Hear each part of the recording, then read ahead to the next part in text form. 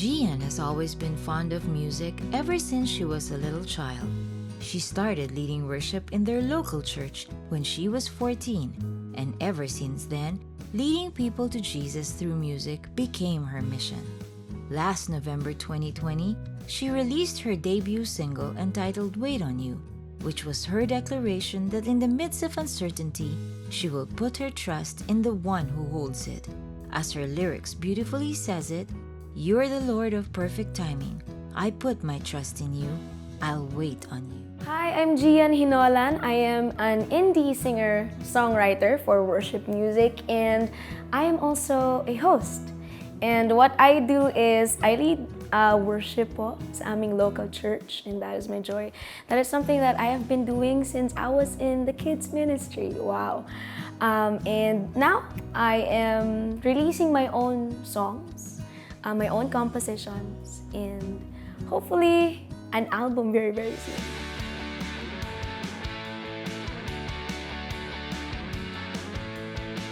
This is my favorite story to tell.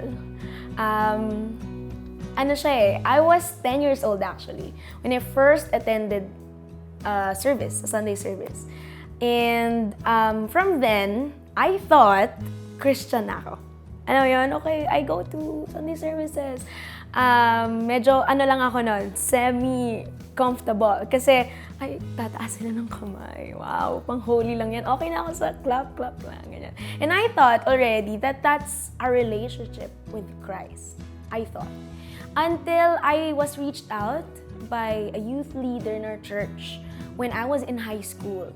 I was around 14 years old, and I got reached out, me and my best friend.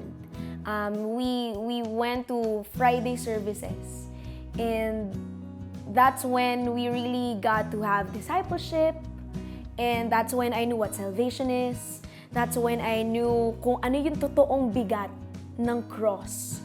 Before kasi people will tell me about the stories of what Jesus Christ did for us because of course, Sunday school, batang kids church kumbaga. Until that day, nasabi ko, Lord, grabe pala, napaka-sinful ko. Sobrang makasalanan ko. And this is the real weight of what you did on the cross for me. And the turning point, I guess, was when I realized the weight of sin. Kasi when you realize the weight of sin, that's also when you will realize the weight of grace. And so, fast forward to today, God impressed to me that He's calling me to lead people to worship. And just like how He reached out to me, He will also use our songs to speak and to share the gospel to them, because a part of my story as well, is there was this one song sa youth service. There was this one song. I was just really frustrated kasi sabi ko, hopeless case na ako. I don't think I'll ever be delivered from my sinful nature. And then tong lyrics na to, sabi, "In death, in life, I'm confident and covered by the power of your great love." Just that line, and it like crushed my heart, and God went in. That perfect moment na na-crush yung puso ko, God went into my heart and told me, "I love you, and I will love you forever." And just how God reached out to me through music that day, He will also use my music to reach out to other people as well.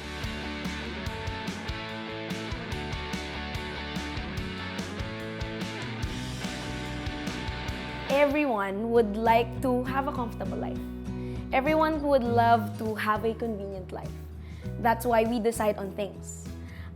But it made me realize that when I really got to have a personal relationship with God, it made me realize that the world will hate us. The world will hate me because they hated Him first. They hated Jesus first. So you cannot expect the world to love you if you love Jesus Christ. Sabi ko, Lord, ganito pala pag may relationship sa'yo. Ang dami ng oppositions, may persecution, nakakatempt mag-compromise. But God showed His love to me and told me, "Anak, if you want to follow me, it will cost you sacrifice. Yes, it's costly to obey God, but it's more costly to disobey God. Imagine all of the things that you need to pay in the end, only to find out na, okay, Lord, thank you.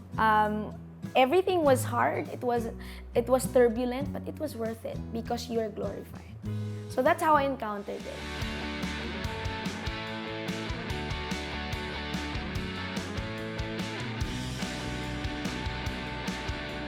Music in general, I realized I love music when I was 2 years old. As early as 2 years old. So if we will put it in the context of me doing it in the ministry, I realized that I love doing it actually when I was in kids' church. Pero may denial sa puso ko. Kasi nga sabi ko, wait lang, dapat yata para ma-qualify ka, holy ka, wala kang kasalanan. But then, yun, I just really can't help it eh. When you're called to do something, even if you try to run away from it, it will really go after you eh. So I think I just came to a point of saying, Lord, dito pa rin yung desire sa puso ko eh. So, okay, let's do it. And God was faithful in supplying words and melodies to me. Na tipong, alam mo yun yung parang effortless. You do things effortlessly.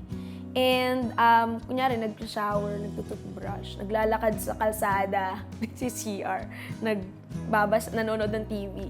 And a random melody and word will pop out in your mind. And that's when I realized, okay, Lord, eto pala talaga yung gusto mong gawin ko. And I really love what I'm doing.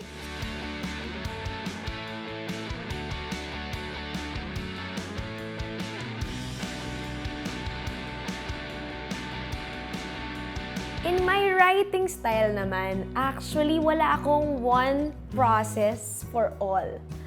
It actually really comes in different ways and in different times.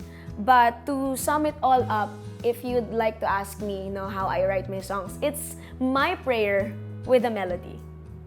Ganun siya. As in, I would just play the piano, and then I would just flow and pray. And then as I play the piano, biglang, may melody. Okay, so ito yung nag-resound sa mind ko. Okay, ulitin natin tong part na to. I wait on you, I wait on you, I wait on you. And then eventually, my song Wait on You was born.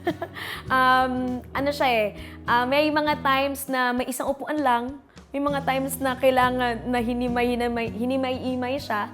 And may iba't ibang time, sobrang random lang talaga. If you would ask me, paano mo natandaan yung mga kanta na yun? What I do is, I take my phone agad and I record it. Agad-agad. Kasi baka, alam mo, hipa ng hangin mawala. So, that's how I write my songs. But in one sentence, it's my prayer with a melody. For my genre, I would consider it pop or indie pop. But I don't think I can, really say na I will stick to indie pop. Kasi iba-iba siya eh. Depends on what I feel like singing at that moment that the song was written. Meron ding times na medyo, how do you say this, party song-ish. Ganun siya. Dancey, yes. Dancey song. Iba-iba. May solemn. Sometimes I want it to be quiet. Sometimes I want it to be pop. Or sometimes I wanted it to be dancey. So I don't think I can really say na meron lang ko isang genre. But to explain it, basically it's pop, indie pop.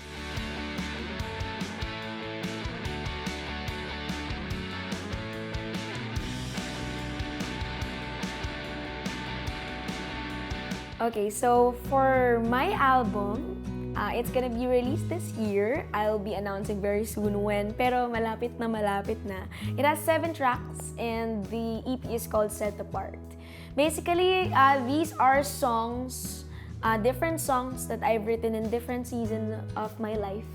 And I'm so excited for you guys to hear it because as I said a while ago, it's all in different prayers, kumbaga. It's my prayer with melodies. So, the first track, this is the clue that I can give you. The first track will be called Set Apart. It talks about how we are set apart from the rest. And God set us apart even before we actually lived. And yung mundo kasi, no, akala nila pag set apart ka, they wanna be different. Just because they wanna stand out. They wanna be cool. Ganyan. But we, as Christians, as followers of Jesus, we are set apart more than for a purpose of being cool. We are set apart for a purpose of glorifying God. And that's it. And yeah, I'm so excited to reveal the rest of the tracks. But another clue I can give is Wait On You will be a part of that album. Wait On You was released already last year, November 2020. And you can stream the album very soon on Spotify, Apple Music, and other musical digital platforms.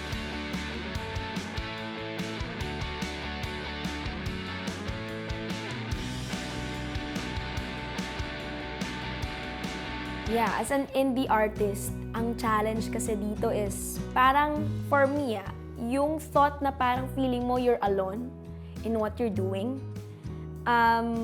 May time kasi na parang wag ko na kayong ituloy. Kasi parang walang naniniwala sa'yo. Alam mo yun, parang okay Lord, may sinasabi mo may gagawin ako, I'll write songs, pero bakit parang ako lang yung naniniwala dun sa ginagawa ko? So I pray to God, sabi ko, Lord, will you please lead me to people that will also have the same heart. They will say yes not to me, but they will say yes to you. So I met my music producer and my coach. Their names are Polo de la Cruz, si Polo Miguel, and si Coach Duke. And then we started working on a song called Wait On You. And from then on, parang yun yung kumbaga naging head start na okay, ito talaga yung gusto mong gawin ko, Lord. So, we'll be doing it. So, basically, my challenge, the challenge that I encountered was the lies in my head that I am doing it alone. When in fact, I am not. Dati kasi, mayroon akong, may pride kasi ako, na dati I believe na hindi kailangan kong gawin to on my own. Kaya ko yan. Kailangan ko aralin lahat yan. Pero God made me realize, I am going to put this desire in you. And you're not meant to do it alone. You will be doing it with other people. And I'll be leading them.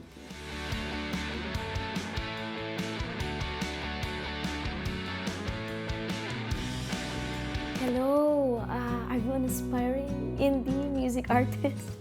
I'm so excited for you. If you have that desire in your heart, go for it. There will be a lot of times you'll feel discouraged na, I think I'm doing it alone. Or I think I cannot do it. But you need to put your trust and faith in God alone. If this is God's project, He'll make it happen. So, what I want you to do right now, from now on, is to be brave, to be courageous, to be full of faith. That if this is God's project, He's gonna make it happen. If this is God's will, He's gonna make it happen. May that be finances, may that be moral support, may that be manpower support. He will lead you and He's gonna provide it for you because this is His project. If you're thinking of, if you're asking me, okay, Gianne, so what do I need to do now? You just need to do it. Just do it. You have a few gears with you, use it. Make the most out of it. Because those who are faithful with little can be faithful with much. You don't need to wait for that day when you can have your own studio, when you can have millions of pesos for you to produce something. You can do something with what you currently have in your own hands, right now in your own hands. You got what you need. So I'm excited for you. Hopefully, I can also listen to your originals very, very soon.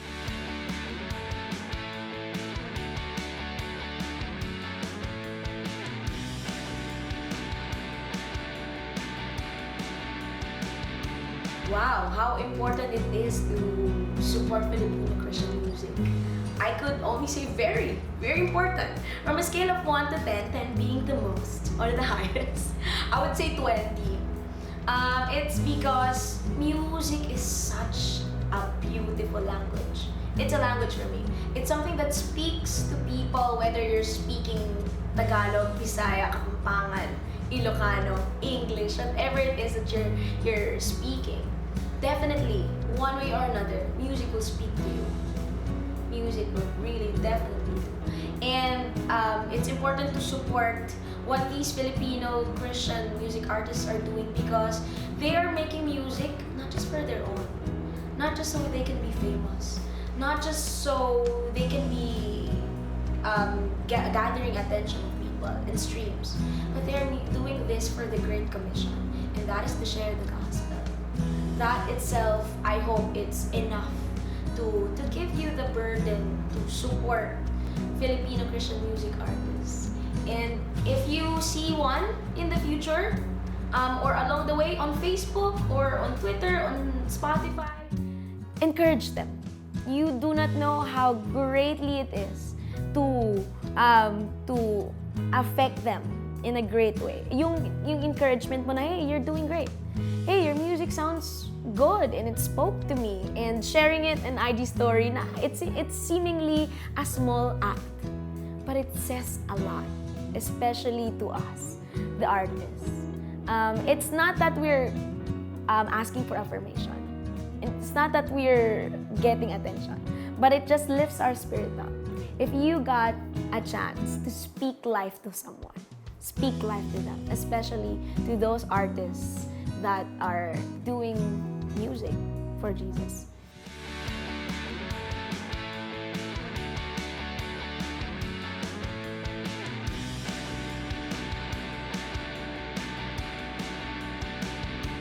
I started hosting when I was in college. It was an unplanned thing. But then, I just really loved it and I just flowed. And I was asking the Lord, bakit hosting?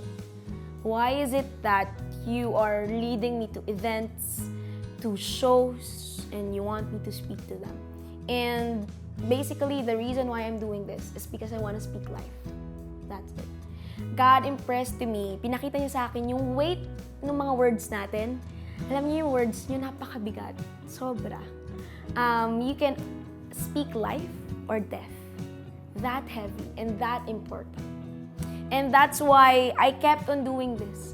Because I want to speak life to people. May that be in a form of a modulated voice or a husky voice, whatever that is. I want to speak life to them. And we can never underestimate the power of a simple, hey, God loves you. Hey, you know what? You're doing a great job. You know what? You look great today. Or you know what you're doing means a lot to us. Alam mo yung mga ganong mga words. And I believe that hosting is a perfect platform to be able to do those things. And that's why I love hosting. All of my hostings are different from each other. I really cannot compare them. But I think if there's one remarkable or memorable thing that I've learned in hosting is the art of listening to God. Because you can only say what you heard. You can only share what you get and what you receive. And I thought before I'll be doing hosting because magaling ako magsalita. I have something to share. I have something to say. But I was surprised because along the way of having my shows, sabi ko, grabe, akala ko ako lang yung magaling magsalita. Ikaw din pala, Lord. Kasi ang dami ko natutunan. Ang dami nagbago sa puso ko. And I don't have a very specific moment kasi napakadami talaga. Really, we will need 10 more episodes for me to tell you about it. But in my hostings, in my events, in my shows, I've learned the beauty not just of speaking, but of also listening.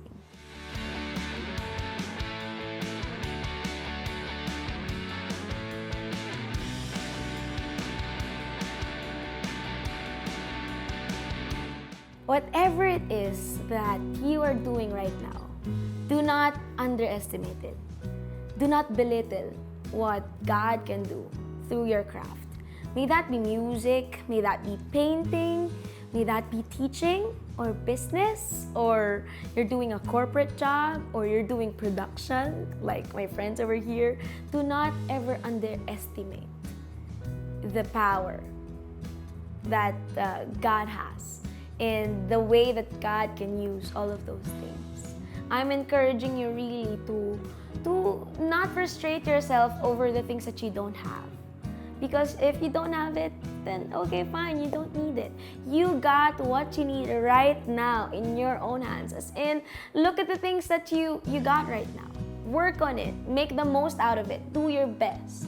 And glorify God with it. In everything you do, whether you eat or drink, or let me add to that, whether you sing, whether you paint, whether you dance, whether you perform, whether you do business, in whatever it is, do it all for the glory of God.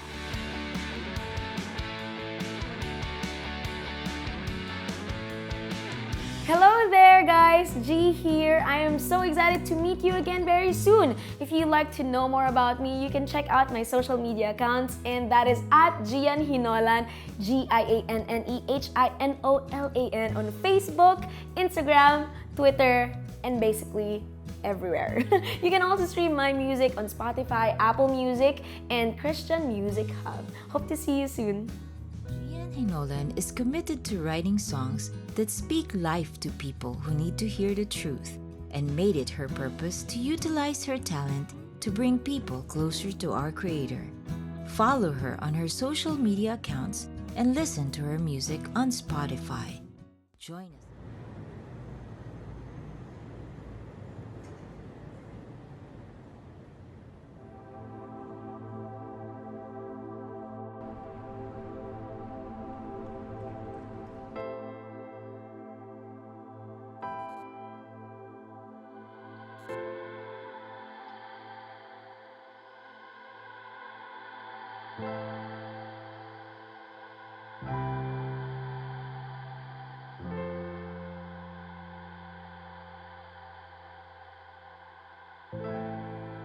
When I cannot see, I will hold on to your promise.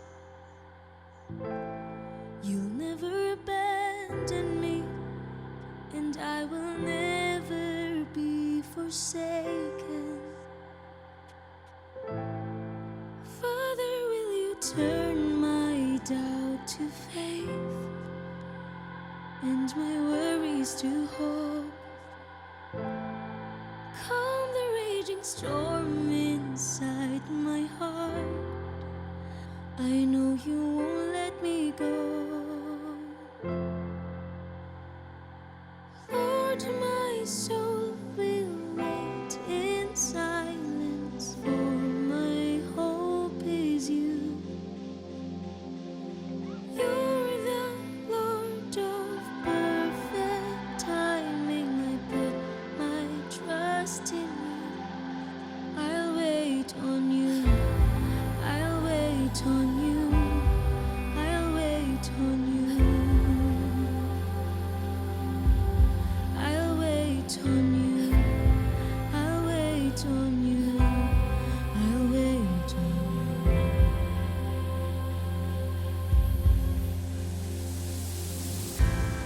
When troubles overwhelm and my fears take hold of my heart, you call me by my name, and you take my hand to remind me who you are. Father, you turned my doubt to faith and my worries to hope. You calm the raging storm inside my heart. I know you won't let me go. Lord, my soul will wait in silence, for my hope is you.